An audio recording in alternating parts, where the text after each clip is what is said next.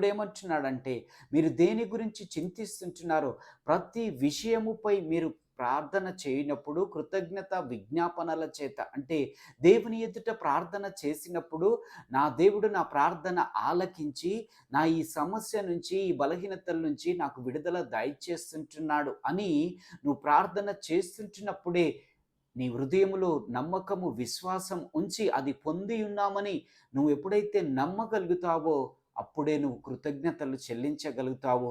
అప్పుడే నీకున్న చింత యావత్తు ఆయన పైన నువ్వు వేయగలుగుతావని ఈరోజు దేవుడు మనతో మాట్లాడుచుంటున్నాడు.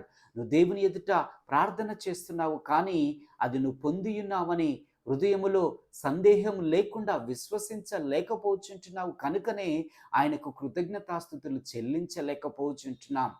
కనుక ఆ కృతజ్ఞత చెల్లించలేకపోతున్నావు కనుకనే మరలా ప్రార్థన అయిపోయిన వెంటనే మరలా అదే అంశము నిమిత్తము అదే సమస్య గురించి మరలా మరలా చింతపడుతున్నామని దేవుడు ఈరోజు మనతో మాట్లాడుచుంటున్నాడు. అందుకనే దేనిని గూర్చియు చింతపడకూడని దేవుని యొక్క వాక్యము సెలవిస్తుంటుంది. ఒకవేళ నువ్వు కృతజ్ఞత పూర్వకంగా నువ్వు విజ్ఞాపనలు చేయగలిగినప్పుడు, కృతజ్ఞత పూర్వకంగా హృదయంలో సందేహం లేకుండా నువ్వు ప్రార్థన చేయగలిగినప్పుడు, 7వ వచనం చూద్దాం.